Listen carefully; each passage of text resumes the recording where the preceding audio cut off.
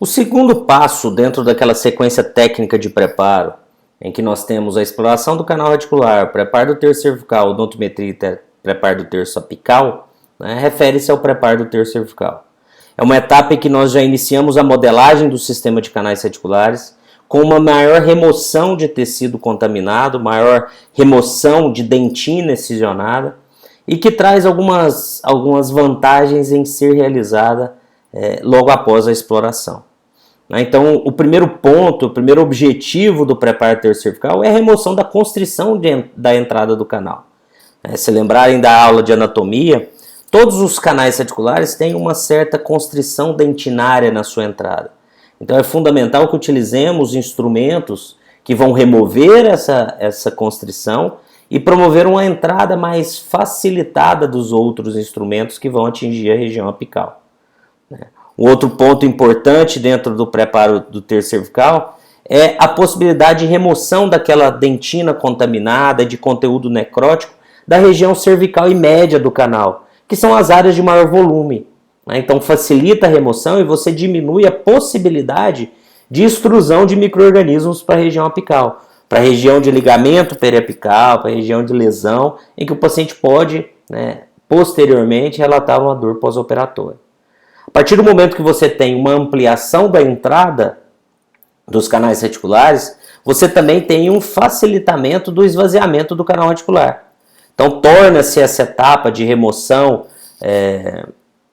de conteúdo no interior do canal radicular mais fácil, pois você tem um fluxo melhor naquela região. Além disso, há uma compensação da curvatura apical, que eu vou mostrar para vocês no slide posterior, que vai ficar fácil a compreensão. Se você tem o instrumento entrando livremente nessa parte inicial do conduto, você tem um instrumento que vai sofrer pressões apenas na região apical, favorecendo também esse preparo cônico, que é o nosso objetivo durante a modelagem do sistema de canais radiculares.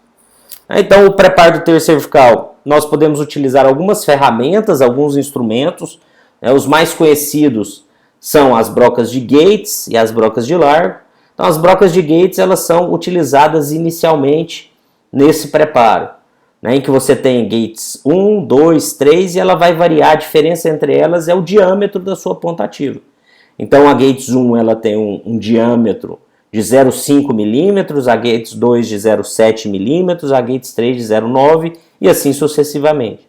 Então são instrumentos que nós utilizamos inicialmente para aumentar esse diâmetro e facilitar a entrada dos instrumentos. As brocas de Gates são utilizadas em baixa rotação, sempre em movimentos de entrada e saída. Então, movimento de entra e sai, nunca movimento de lateralidade. Você determina o comprimento de entrada desses instrumentos, claro, baseado no comprimento médio dos dentes, baseado no seu comprimento de trabalho provisório, lembrando-se que são instrumentos que vão trabalhar apenas no terço cervical, eles não vão até a região apical. Então é um instrumento que corta em seu diâmetro, movimento de entra e sai, sem movimento de lateralidade. Ok?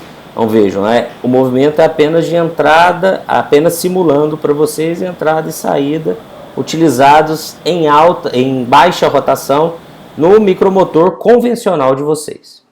Ok? Um outro instrumento que nós vamos utilizar são as brocas de Largo. Elas são semelhantes às brocas de Gates, elas têm diâmetros distintos das brocas de Gates, mas que também cortam, dão uma conformação circular. Mas a grande diferença das brocas de Largo é que elas permitem a lateralidade, ou seja, eu posso direcionar esse instrumento para a parede que eu quero desgastar mais. Então o Júlio mostrou lá, o professor Júlio mostrou para vocês, nos dentes anteriores, por exemplo, nós temos aquela projeção dentinária na parede anterior dos dentes, da parede palatal ou lingual dos dentes. Então nós precisamos desgastar melhor aquela parede. Então justamente contra essas paredes que nós vamos utilizar as brocas de Largo. Se eu pensar em dentes multirradiculares, esse desgaste ele sempre se dará nas paredes antifurca. Então lembrem, no premolar superior, que eu tenho a furca entre o canal vestibular e palatal. eu sempre vou desgastar as paredes contrárias à furca. Tá? Então é para onde nós direcionamos esses instrumentos. Ok? Então a broca de largo ela vai permitir esse desgaste em lateralidade, em que o movimento é um pouco diferente da Gates. A Gates permite só o movimento de entrada e saída.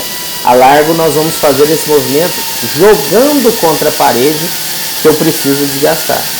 Então fazendo aquele movimento pendular contra a parede de desgaste. Dentes anteriores sempre a parede palatal ou lingual, fazendo aquele movimento de pêndulo, desgastando e removendo a projeção dentinária.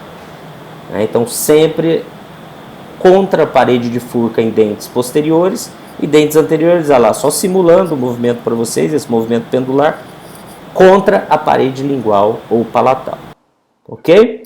E qual que é a vantagem, né, desse desgaste cervical? Vejam, por exemplo, em um molar, em que você tem aquela constrição na entrada dos canais radiculares.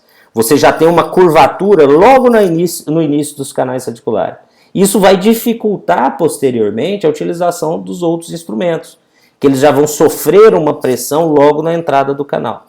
Então vejam clinicamente aquelas entradas bem constrictas, né, bem atrésicas, que é uma deposição de dentina na entrada do canal.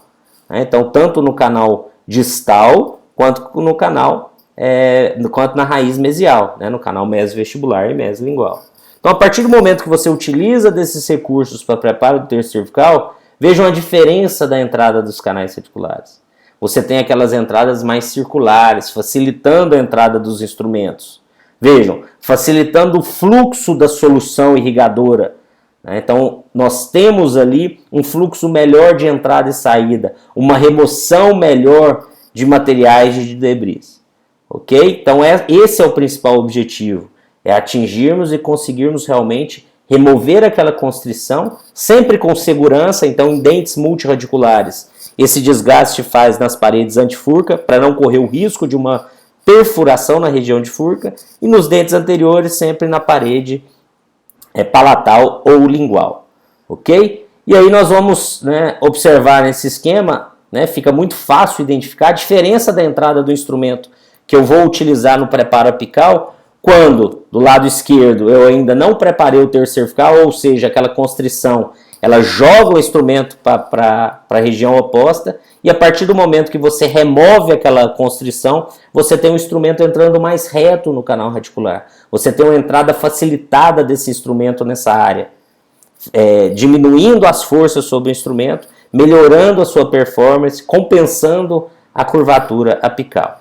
E um outro detalhe que nós vamos discutir, né, principalmente na aula que nós vamos trabalhar com vocês de forma síncrona, vejam a diferença do comprimento do instrumento. É um instrumento que tem o mesmo comprimento. A partir do momento que eu removo aquela parede e ele entra mais reto no canal, eu tenho uma mudança de distância entre o instrumento do lado esquerdo e direito, porque eu tenho uma área mais reta, a distância é menor. Por isso a odontometria, a definição do comprimento de trabalho para ampliação apical, só vai ser realizado após o preparo do terço cervical, porque eu vou ter mudanças nessa distância. Se eu faço a minha radiografia de odontometria, se eu determino o meu comprimento de trabalho antes de realizar o preparo do terço cervical, a partir do momento que eu realizo o preparo do terço cervical e preparo essa região cervical e média, você tem uma mudança de distância, e aí você pode incorrer em erros. Você pode levar a uma sobreinstrumentação, você pode levar, né, a uma dificuldade no preparo, uma agressão ao ligamento periodontal, e nós vamos discutir isso com vocês em mais detalhes, né, na aula síncrona.